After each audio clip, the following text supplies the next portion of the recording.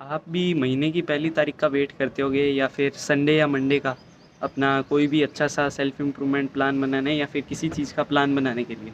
और फिर आपने उस दिन को परफेक्ट प्लान बना भी लिया। लेकिन प्रॉब्लम कहाँ से शुरू होती है कि आप उस प्लान को फॉलो करना स्टार्ट करते हो। आपने पहले दिन उसे फॉलो कर लिया।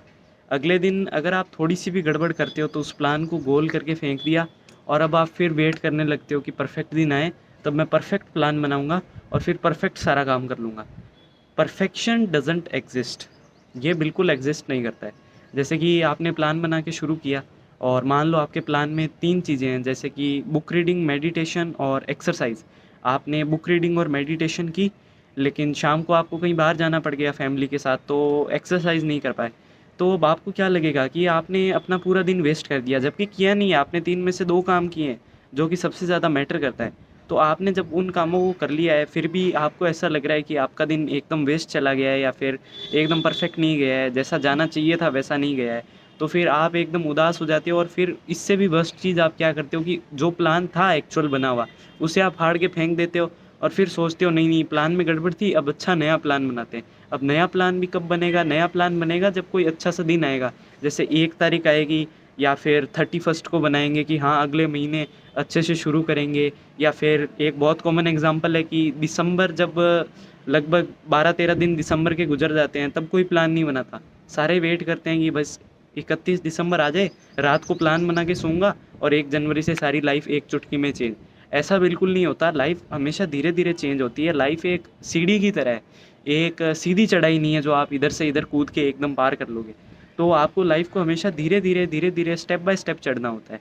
अब आपने प्लान बनाया 10 बजे तक, सब अच्छा गया, लेकिन बाद में कहीं बाहर जाना पड़ गया या फिर ऐसे ही रील स्क्रॉल कर ली। तो अब आपको क्या लगेगा कि 10 बजे तक काम कर रहा था, 2 बज गए, अब आज का पूरा दिन गया। अब चलो कल से वापस अच्छे से प्लान को फॉलो करेंगे। अब इसमें भी कुछ बंदे तो प्लान को फाड़ के फेंक देते हैं, लेकिन जो नहीं फेंकते वो भी अक्सर क्या करते हैं कि बाकी का पूरा दिन भी वेस्ट कर देते हैं उसी रिदम में आके। तो आपको जितना टाइम मिला है उसका आप अच्छे से अच्छा आउटपुट निकालने की कोशिश करो, ना कि परफेक्ट आउटपुट। ये जो चीज़ है इसे परफेक्शन कहते हैं, जो कि कभी भी एग्जिस्ट नहीं करता इस दुनिया में। परफेक्शन का हर एक के लिए मतलब भी अलग अलग है।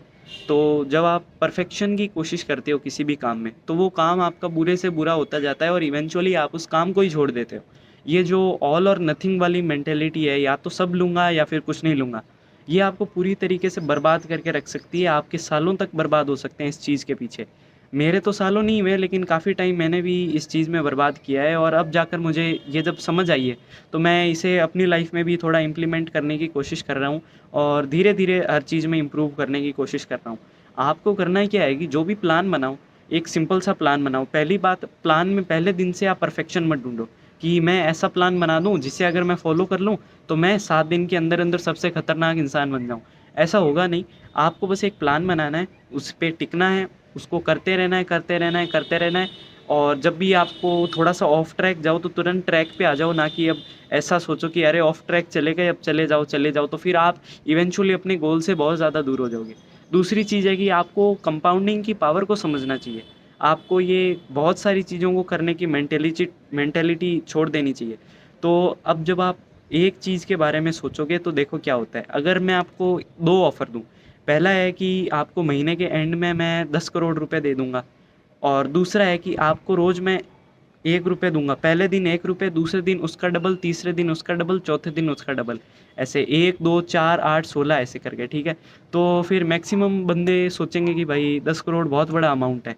लेकिन जब आप इसको एक्चुअल कैलकुलेट करोगे कि जब आपने थोड़ा थोड़ा अमाउंट डबल करते गए हर दिन के लिए, आपने शुरुआत 1 रुपये से की थी, लेकिन 30 दिनों के बाद जब आप उस अमाउंट को देखोगे, अभी गूगल करके देख लो भले ही, और बहुत बड़ा अमाउंट है वो। 10 करोड़ से तो बहुत ज़्यादा बड़ा है।